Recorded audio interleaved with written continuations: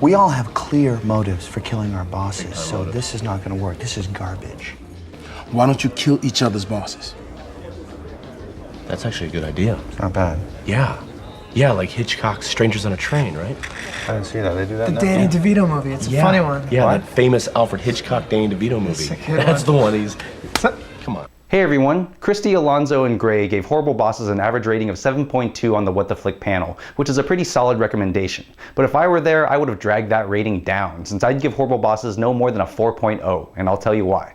First, you know the story. Jason Bateman, Charlie Day, and Jason Sudeikis play Nick, Dale, and Kurt, three friends who decide they're going to murder each other's bosses. That's a decent premise since we've all had terrible bosses in our lives, and with anger over CEO pay and unemployment running high, a little revenge fantasy against the bosses of the world sounds like a potentially good time. But the problem is that Nick, Dale, and Kurt are so goddamn stupid in how they go about trying to commit these murders that it robs you of the vicarious thrill. Now, it'd be one thing if you'd established that these guys were total idiots, or were so young and naive that they never realized how difficult pulling off three perfect murders would be. But Horrible Bosses doesn't do that. The fact that all three characters excel at their well-paying jobs would actually imply the opposite. Nick has a white-collar job and has risen high enough that he could potentially become a VP. Kurt is an account manager poised to someday take over the chemical company where he works. And Dale is a dental assistant, which may not be rocket surgery, but it ain't digging ditches. But when you see the lack of thought they put into planning and trying to commit these murders, it's shocking that they've survived into adulthood this long without strangling themselves long ago while putting on a sweater. Seriously, their first attempts involve looking for a hitman on Craigslist, then going into a crowded bar and asking loudly if anyone is a killer for hire, then basically leaving most of the strategizing to a stranger they know they can't trust, played by Jamie Foxx. And when they try to execute their plot, whether it's surveilling their victims or actually attempting the murders, most of the planning for these crimes that could put them in jail forever seems to happen during the car ride over.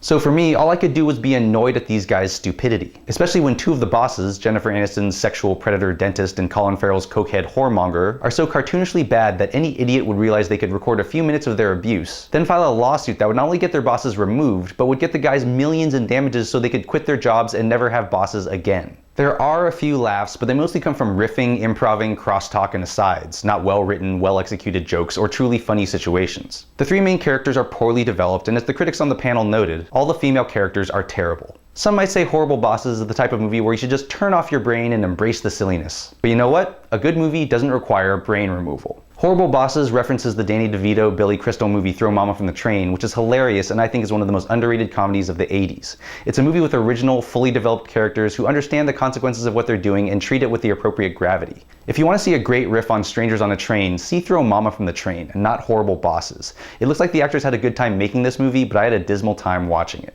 I'm Jonathan Kim for What the Flick, and be sure to check out my new Netflix-based show ReThink Reviews on the TYT network. It's up there now.